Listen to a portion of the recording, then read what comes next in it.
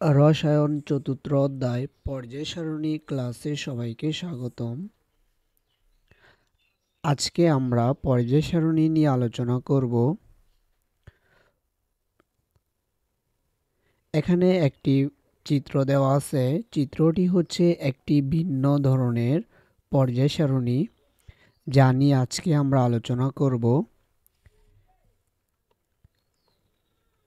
2016 সাল পর্যন্ত পৃথিবীতে মোট 118টি মৌলিক পদার্থ আবিষ্কৃত হয়েছে। রসায়ন অধ্যয়ন ও গবেষণার জন্য সব কয়টি মৌল, ভৌত ও রাসায়নিক ধর্ম সম্পর্কে ধারণা থাকা প্রয়োজন, যা আমরা এই চ্যাপ্টারে আলোচনা করব।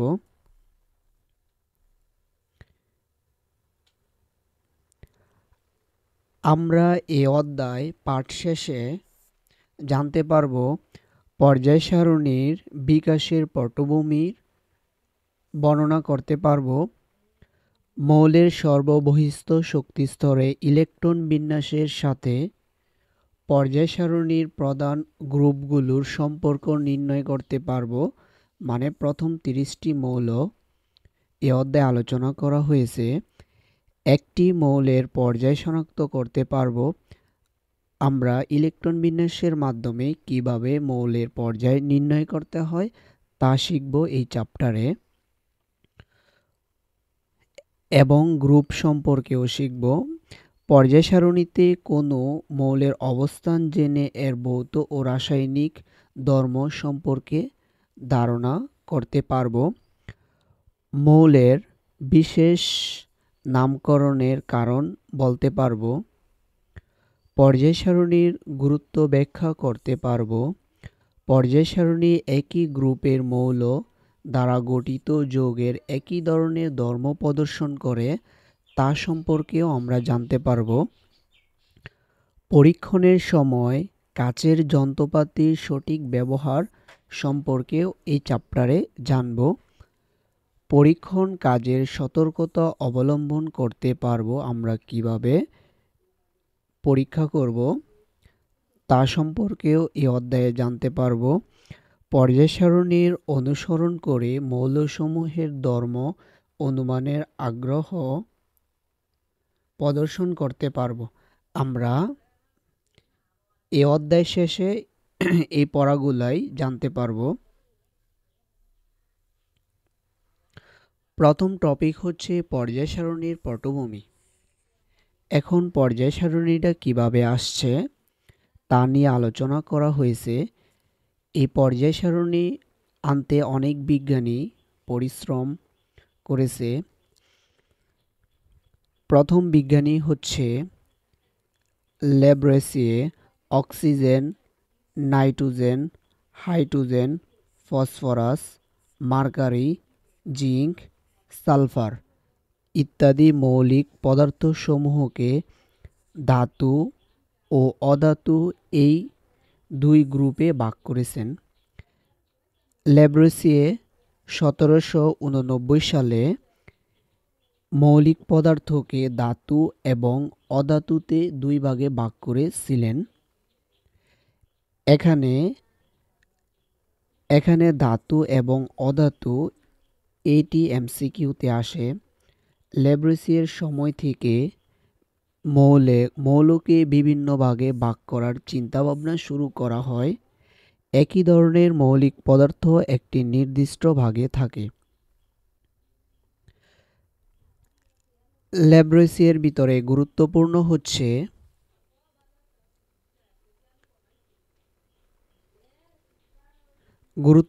হচ্ছে এই সালটি।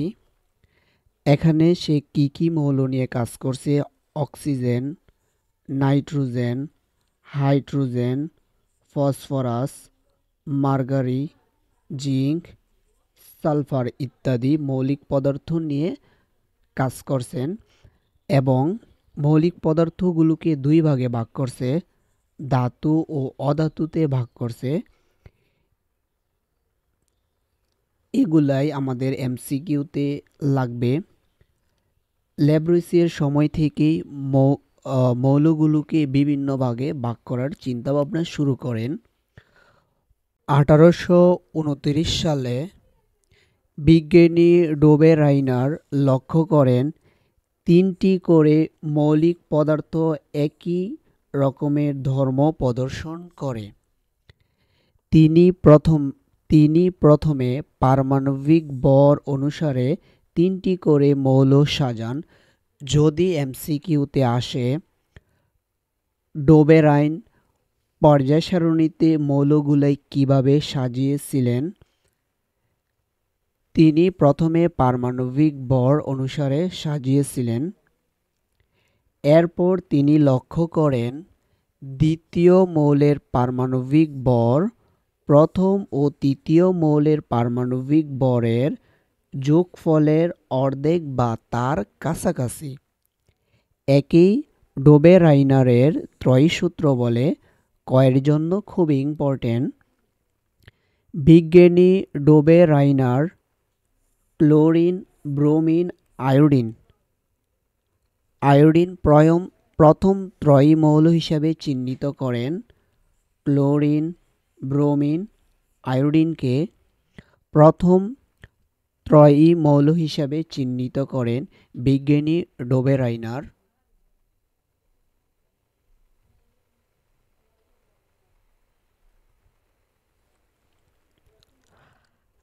(1864 সাল পর্যন্ত আবিষ্কৃত মৌলসমূহের জন্য নিউল্যান্ড অষ্টক সূত্র নামে একটি সূত্র প্রদান করেন। তাহলে এমসিকিউতে আসতে পারে, অষ্টক সূত্র কে দিয়েছিল? অষ্টক সূত্র দিয়েছিল বিজ্ঞানী নিউল্যান্ড। এই সূত্র অনুযায়ী মৌলসমূহকে যদি পারমাণবিক ভরের ছোট থেকে বড় অনুযায়ী সাজানো যায়, তবে যে কোনো একটি মৌলের ধর্ম তার অষ্টম মৌলের ধর্মের সাথে মিলে যায়। পরে 1869 সালে রাশিয়ান বিজ্ঞানী মেন্ডেলিভ সকল মৌলের ধর্ম আলোচনা করে একটি পর্যায়সূত্র প্রদান করেন। এই পর্যায়সূত্রটি হল মৌলসমূহের ভৌত ও রাসায়নিক ধর্মাবলী তাদের পারমাণবিক ভর বৃদ্ধির সাথে সাথে পর্যায়ক্রমে আবর্তিত হয়। এটি হচ্ছে পর্যায়সূত্র, মানে পর্যায় সারণীর সূত্র, যা বিজ্ঞানী মেন্ডেলিভ দিয়েছিল। তার দেশ ছিল রাশিয়ান। তিনি 1869 সালে দিয়েছিল। মৌলসমূহের ভৌত ও রাসায়নিক ধর্মাবলী তাদের পারমাণবিক ভর বৃদ্ধির সাথে সাথে পর্যায়ক্রমে আবর্তিত হবে।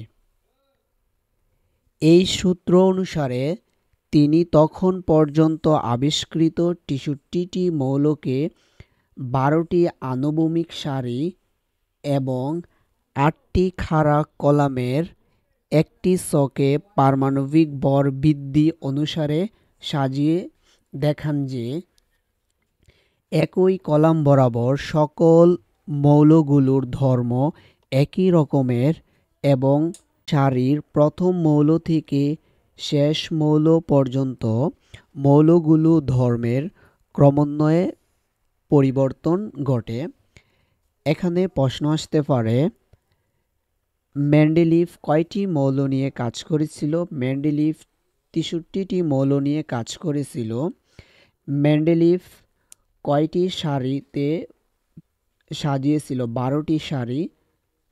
12টি আণুবমিক সারিতে সাজিয়েছিল এবং 8টি খাড়া কলামে পারমাণবিক ভর বৃদ্ধি অনুসারে সাজিয়ে দেখিয়েছিলেন।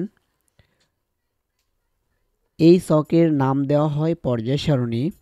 মেন্ডেলিভ পর্যায় সারণীর আরেকটি সাফল্য হচ্ছে কিছু মৌলিক পদার্থের অস্তিত্ব সম্পর্কে তিনি ভবিষ্যদ্বাণী করেছিলেন। কোন বিজ্ঞানী মৌল সম্পর্কে ভবিষ্যদ্বাণী করেছিলেন? মেন্ডেলিভ। এটি এমসিকিউর জন্য খুবই গুরুত্বপূর্ণ। সে সময় মাত্র 63টি মৌল আবিষ্কৃত হওয়ার কারণে পর্যায় সারণীর কিছু ঘর ফাঁকা থেকে যায়।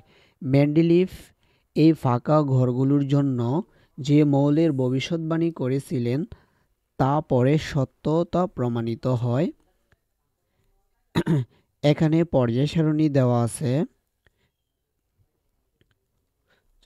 পর্যায় সারণী নিয়ে আমরা একটু পরে আলোচনা করব।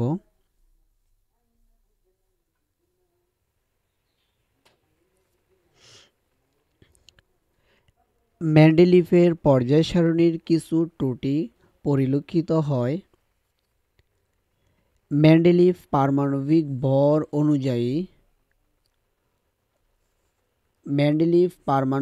ভর অনুযায়ী তার পর্যায় সারণীতে যে নিয়মাবলী মৌলগুলো বসিয়েছিলেন সে নিয়ম অনুযায়ী যে পরমাণুর পারমাণবিক ভর কম সে আগে থাকবে সেই পরমাণু পর্যায় সারণীতে আগে বসবে এবং যে পরমাণুর পারমাণবিক ভর বেশি সে পরমাণু পর্যায় সারণীতে পরে বসবে। কিন্তু দেখা যায় মেন্ডেলিভের পর্যায় সারণীতে আর্গনের পারমাণবিক ভর হচ্ছে 40 এবং পটাশিয়ামের পারমাণবিক ভর হচ্ছে 39। এ সত্ত্বেও একই গ্রুপের মৌলসমূহের ধর্মের মিল করানোর জন্য আর্গনকে পটাশিয়ামের আগে বসানো হয়েছিল। এরকম আরও অনেক মৌলের ক্ষেত্রে দেখা যায় পারমাণবিক ভর বেশি হওয়া সত্ত্বেও তাদেরকে কোনো মৌলের আগে পর্যায় সারণীতে বসানো হয়েছিল। এটি ছিল পর্যায় সারণীর ত্রুটি।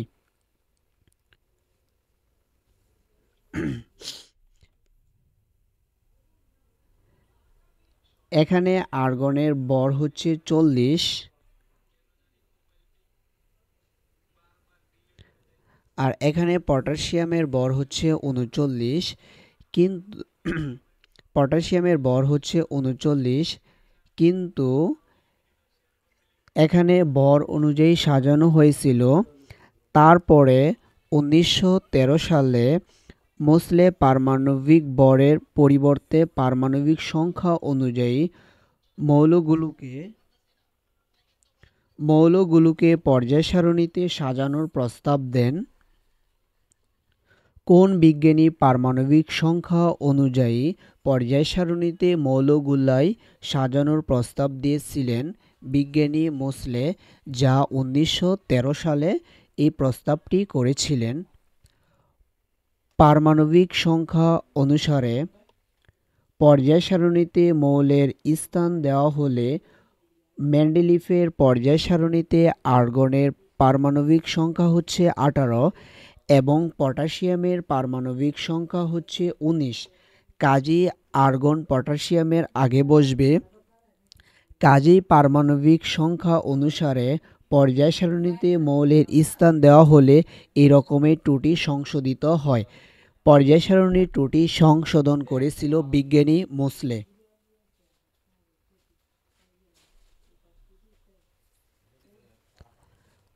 আন্তর্জাতিক রসায়ন বা ফলিত রসায়নের সংস্থা, যা আমরা IUPAC নামে জানি, এটির পূর্ণরূপ হচ্ছে international union of pure and applied chemistry. এখন পর্যন্ত 118টি মৌল শনাক্ত করা হয়েছে। IUPAC সংস্থাটি আন্তর্জাতিকভাবে রসায়ন ও ফলিত রসায়নের বিভিন্ন নিয়মকানুন ক্রমবর্ধমান পরিবর্তনের কোনটি গ্রহণ করা যায় এবং কোনটি বর্জন করা উচিত এ বিষয়ে দেখাশোনা ও নিয়ন্ত্রণ করে। 118টি মৌলের মধ্যে বেশিরভাগই মৌল প্রকৃতিতে পাওয়া যায় এবং বাকি কিছু মৌল ল্যাবরেটরিতে তৈরি করা হয় বা ল্যাবে তৈরি করা হয়। ল্যাবয়সে মাত্র 33টি মৌল নিয়ে একটি ছক তৈরি করেছিলেন। মেন্ডেলিভ পর্যায় সারণীতে 63টি মৌল নিয়ে ছক তৈরি করেছিল। মেন্ডেলিভ 4টি মৌল ভবিষ্যদ্বাণী করে গিয়েছিলেন। মেন্ডেলিভ 63টি মৌল এবং 4টি অনাবিষ্কৃত মৌল নিয়ে পর্যায় সারণীর নামে একটি ছক তৈরি করেছিলেন। বর্তমানে সেটি 118টি মৌলের আধুনিক পর্যায় সারণী হিসেবে প্রতিষ্ঠিত হয়েছে। এই জন্য পর্যায় সারণীর জনক বলা হয় মেন্ডেলিভকে। মেন্ডেলিভকে পর্যায় সারণীর জনক বলা হয়।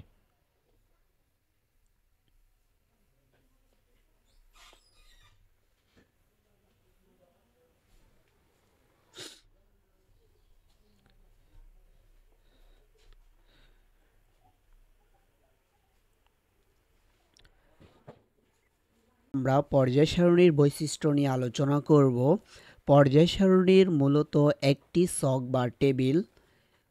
টেবিল যেমন সারি কলাম থাকে, পর্যায় সারণীতে তেমনি সারি ও কলাম আছে। পর্যায় সারণীর বাম থেকে ডান পর্যন্ত বিস্তৃত সারিগুলোকে পর্যায় বলে এবং খাড়া কলামগুলোকে গ্রুপ বা শ্রেণী বলে।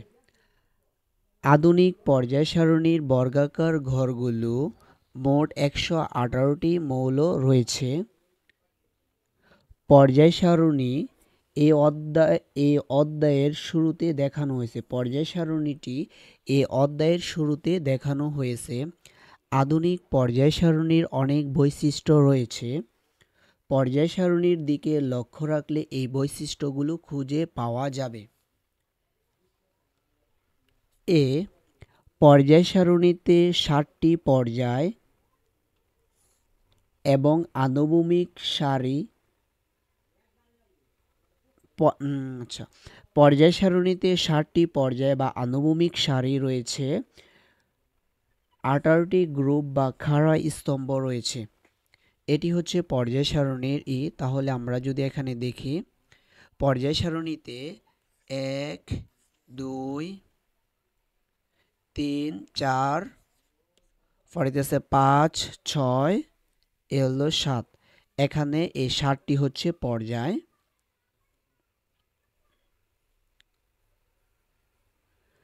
তারপরে এখানে গ্রুপ হচ্ছে 1 2 3 এভাবে এই পেজে 9 পর্যন্ত দেওয়া আছে, আর বাকিগুলাই নিচে দেওয়া আছে 13 থেকে 18 পর্যন্ত।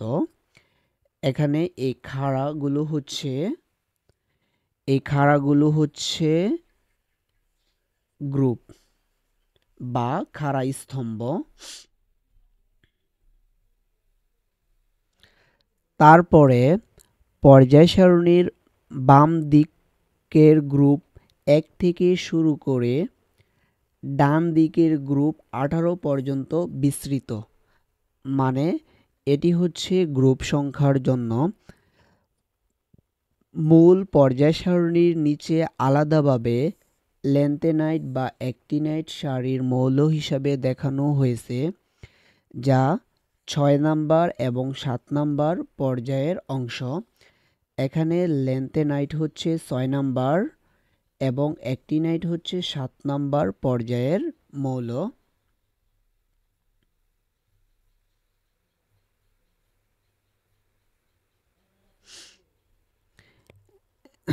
এখানে এটি হচ্ছে ল্যান্থেনাইট সারি আর নিচেরটি হচ্ছে অ্যাক্টিনাইট সারি। এখানে 6 নাম্বার পর্যায়ে বসবে ল্যান্থেনাইট সারির মৌল।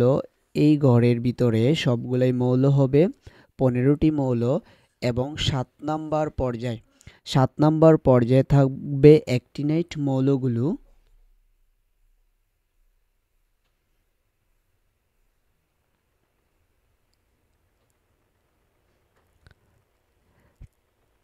তারপরে পর্যায় 1-এ শুধু 2টি মৌল রয়েছে। পর্যায় 2 এবং 3-এ 8টি করে মৌল রয়েছে।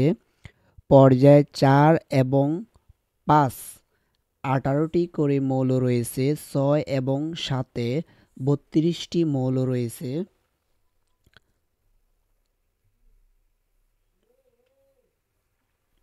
পর্যায় 1-এ A1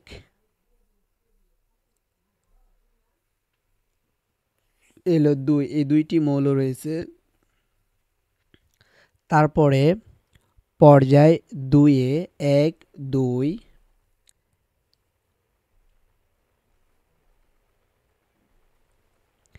1 2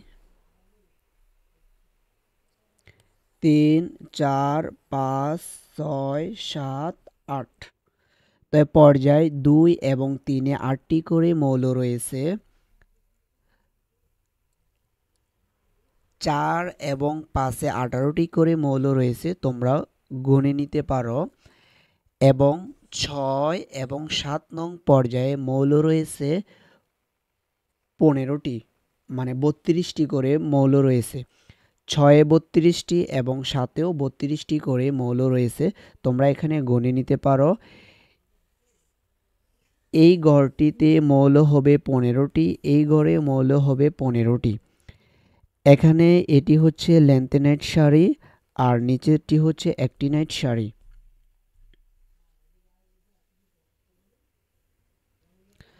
তারপরে হচ্ছে গ্রুপ সংখ্যা। 1 নং গ্রুপে 60টি মৌল রয়েছে, গ্রুপ 2-এ 6টি মৌল রয়েছে, গ্রুপ 3-এ 32টি মৌল রয়েছে, গ্রুপ 4 থেকে 12 পর্যন্ত প্রত্যেকটি গ্রুপে 4টি করে মৌল রয়েছে, গ্রুপ 13 থেকে 17 পর্যন্ত প্রত্যেকটিতে 6টি করে মৌল রয়েছে এবং গ্রুপ 18-তে 60টি মৌল রয়েছে। যে সকল মৌলের পারমাণবিক সংখ্যা 57 থেকে 71 পর্যন্ত, এই 15টি মৌলকে ল্যান্থেনাইট সারির মৌল বলা হয়। যে সকল মৌলের পারমাণবিক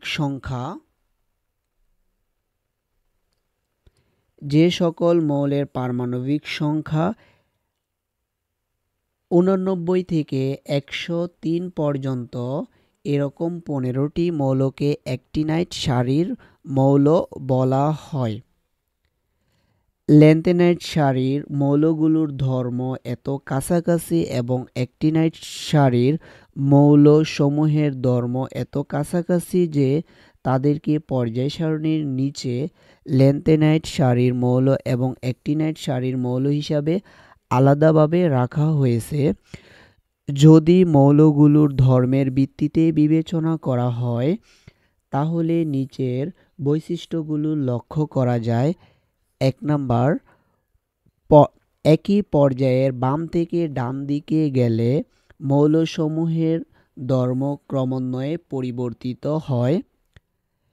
2, একই গ্রুপের মৌলগুলোর ভৌত ও রাসায়নিক ধর্ম প্রায় একই রকমের হয়।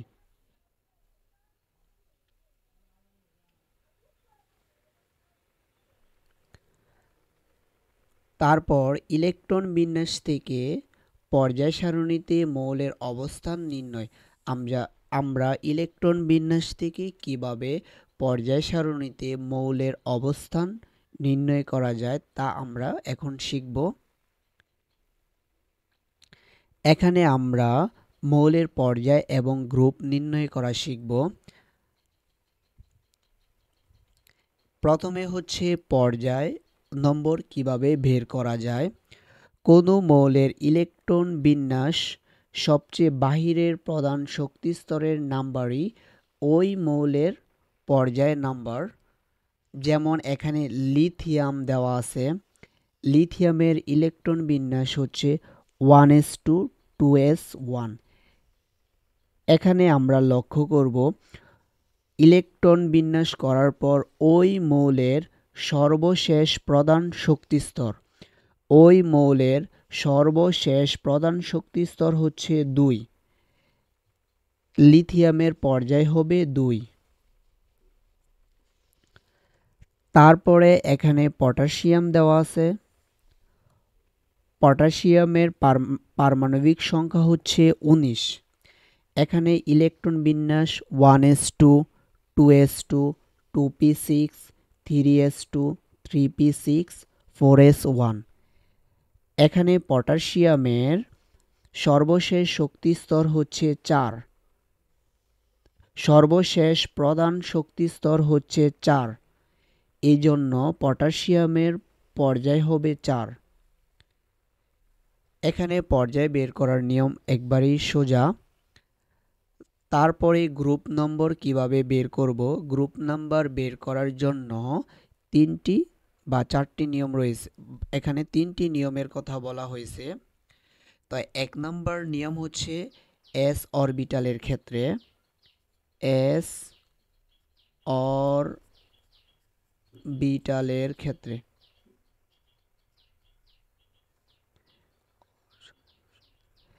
s অরবিটালের ক্ষেত্রে 1 নাম্বার নিয়ম s অরবিটালের ক্ষেত্রে s অরবিটালের মোট ইলেকট্রন সংখ্যাই ওই মৌলের গ্রুপ সংখ্যা। কোনো মৌলের ইলেকট্রন বিন্যাসের বাহিরের প্রধান শক্তি স্তরে যদি শুধুমাত্র s অরবিটাল হয় তবে ওই s অরবিটাল মৌলের ইলেকট্রন বিন্যাসই ওই মৌলের গ্রুপ সংখ্যা হবে। যেমন হাইড্রোজেন মৌলের ইলেকট্রন বিন্যাস হচ্ছে 1s1। এখানে প্রধান শক্তি স্তর হচ্ছে 1 এবং s অরবিটালে একটি ইলেকট্রন রয়েছে, এই জন্য এর গ্রুপ হবে 1। এখানে আমরা যদি আরেকটি উদাহরণ লক্ষ্য করি,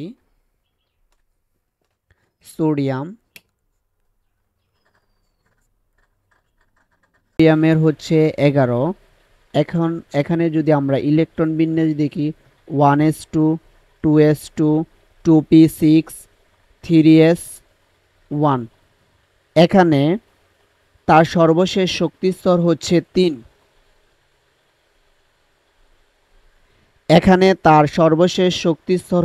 3। তাই সোডিয়াম 3 নাম্বার পর্যায়ে অবস্থান করবে এবং এখানে সর্বশেষ শক্তি স্তরে আমরা s অরবিটাল দেখতে পাচ্ছি। s অরবিটালে একটি ইলেকট্রন রয়েছে, তাই এর গ্রুপ সংখ্যা হচ্ছে 1। এখন যদি আমরা ম্যাগনেসিয়ামের ক্ষেত্রে লক্ষ্য করি,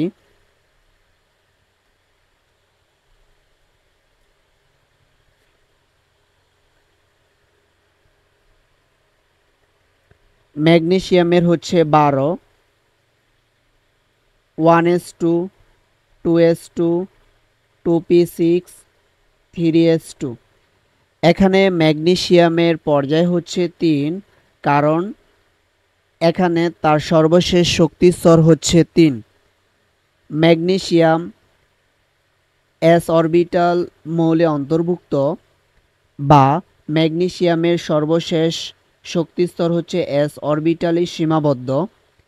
এখানে s অরবিটালে 2টি ইলেকট্রন রয়েছে,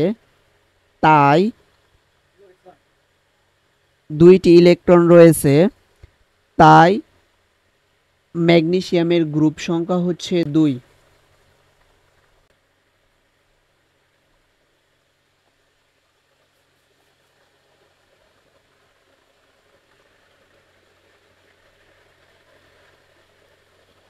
ওকে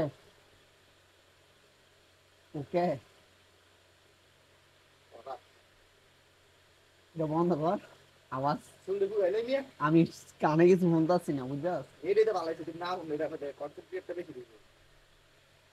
এইটা তো ইয়া টানতেছে না, নয়েজ বাইরে ইউজ করে দিতে হবে, নাইলে তোমার আগে হাই কুতুম দাউট লইলো কি, নাইলে তোমার আগে হাই কুতুম দাউট লইলো। তাহলে কবি না, আমি তো জানি আওয়াজের লেগে ইয়ে হইতো না।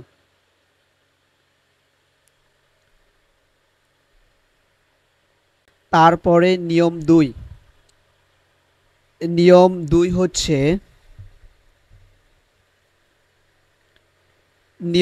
হচ্ছে পি অরবিটাল।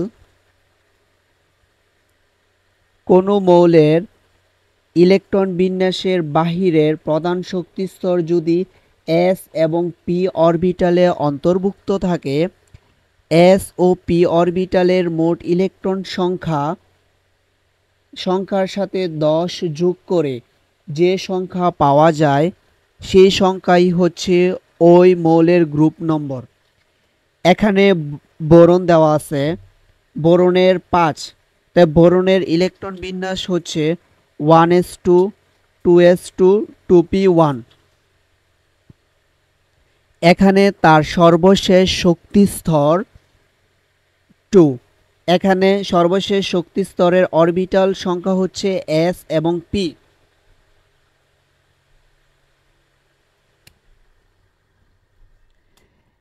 এখানে সর্বশেষ শক্তি স্তরের s অরবিটাল এবং p অরবিটালে অন্তর্ভুক্ত রয়েছে। এখানে s অরবিটালের ইলেকট্রন সংখ্যা হচ্ছে 2 এবং p অরবিটালের ইলেকট্রন সংখ্যা হচ্ছে 1। এর সাথে যদি আমরা 10 যোগ করি তাহলে এখানে 13। এই 13 হচ্ছে বোরন এই 13 হচ্ছে বোরনের গ্রুপ নম্বর। এখানে যদি আমরা আরো এক্সাম্পল লক্ষ্য করি,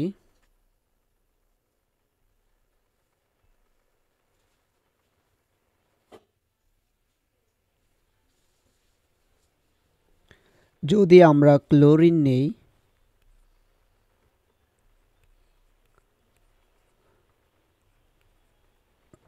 one S two, two S two, 2p6, 3s2, 3p5। এখানে ক্লোরিনের সর্বশেষ শক্তি স্তর হচ্ছে 3।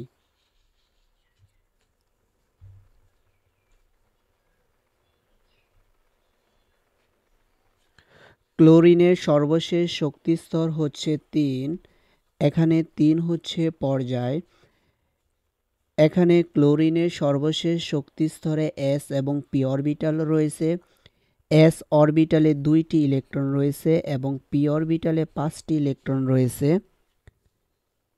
2 নম্বর নিয়মের ক্ষেত্রে যদি আমরা এর সাথে 10 যোগ করা লাগে, 10 যোগ করার পর এখানে 17।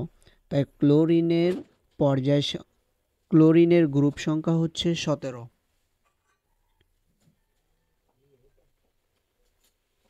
তারপরে হচ্ছে নিয়ম 3, কোনো মৌলের ইলেকট্রন বিন্যাস সবচেয়ে বাহিরের প্রধান শক্তি স্তরে যদি s অরবিটাল থাকে এবং এর আগে শক্তি স্তর যদি d অরবিটাল থাকে তবে s অরবিটাল ও d অরবিটালের ইলেকট্রন সংখ্যা যোগ করলে গ্রুপ নম্বর পাওয়া যায়। যেমন এখানে একটি এক্সাম্পল দেওয়া আছে, আয়রন মৌলের ইলেকট্রন বিন্যাস 1s2 2s2 2p6 3s2 3p6 3d6 4s। এখানে সূত্রটি হচ্ছে n-1 ইন্টু ডি 1 থেকে 10, কারণ ডি অরবিটালে 10টি ইলেকট্রন থাকে বা এক্ষেত্রে 10 পর্যন্ত হবে। তারপরে এন এস 1 থেকে 2 পর্যন্ত। এখানে আয়রনের সর্বশেষ শক্তি স্তর হচ্ছে 4। আয়রনের গ্রুপ সংখ্যা হবে, আয়রনের পর্যায় সংখ্যা হবে 4। এখন আমরা গ্রুপ সংখ্যা নির্ণয় করব আয়রনের ক্ষেত্রে। তো এখানে বলা হয়েছে ডি এবং এস অরবিটালের কথা। যদি আমরা n এর মান 4 বসাই, n এর মান যদি 4 বসে তাহলে 3d এবং 4s। এখানে d অরবিটালে 6টি ইলেকট্রন রয়েছে এবং s অরবিটালে 2টি ইলেকট্রন রয়েছে। তা যদি আমরা যোগ করি 6 যোগ 2 ইকুয়াল 8। আয়রনের গ্রুপ সংখ্যা হচ্ছে 8। এবং এখানে আয়রনের ক্ষেত্রে ডি এবং এস, ডি অরবিটালে 6টি এবং এস অরবিটালে 2টি ইলেকট্রন রয়েছে, যা আয়রনের গ্রুপ সংখ্যা হবে 8। 2টি যোগ করার পর 8 হয়। তোমাদের বোঝার জন্য মৌলের সবচেয়ে বাহিরের শক্তি স্তরের ইলেকট্রন বিন্যাস লাল রং দিয়ে দেখানো হয়েছে। এখানে 1s হাইড্রোজেনের ক্ষেত্রে 1s, পরে হিলিয়ামের ক্ষেত্রে 1s2, তো ইত্যাদি। এইভাবে এখানে ম্যাগনেসিয়াম দেওয়া আছে। ম্যাগনেসিয়াম হচ্ছে 1s2, 2s2, 2p6, 3s2। এখানে তার সর্বশেষ শক্তিস্তর হচ্ছে s অরবিটাল। s অরবিটাল দেওয়া আছে। এখন এখানে যেহেতু s অরবিটাল দেওয়া আছে, এই s অরবিটালে ইলেকট্রন আছে 2টি, তার গ্রুপ সংখ্যা হচ্ছে 2। এখানে তার সর্বশেষ শক্তিস্তর হচ্ছে 3, তাই তার পর্যায় হবে 3। এভাবে আমরা সবগুলো মৌলই করতে পারি। এখানে ক্রোমিয়াম দেওয়া আছে। ক্রোমিয়ামের ইলেকট্রন বিন্যাস হচ্ছে এটি। তার সর্বশেষ শক্তিস্তর হচ্ছে 4, তাই তার পর্যায় সংখ্যা হবে 4। পর্যায় হবে 4 ক্রোমিয়ামের ক্ষেত্রে, এবং গ্রুপ সংখ্যা হবে আমরা n-1 ইন্টু ডি, তারপরে এন এস লিখব। এখানে n এর মান হচ্ছে 4, যদি বসাই তাহলে 3d। এখানে n এর মান হচ্ছে 4, তাহলে 4s। এখানে s অরবিটালে একটি ইলেকট্রন আছে এবং d অরবিটালে 5টি ইলেকট্রন আছে। এটি যদি আমরা যোগ করি তাহলে 5 + 1 = 6। এখানে ক্রোমিয়ামের গ্রুপ সংখ্যা হচ্ছে 6।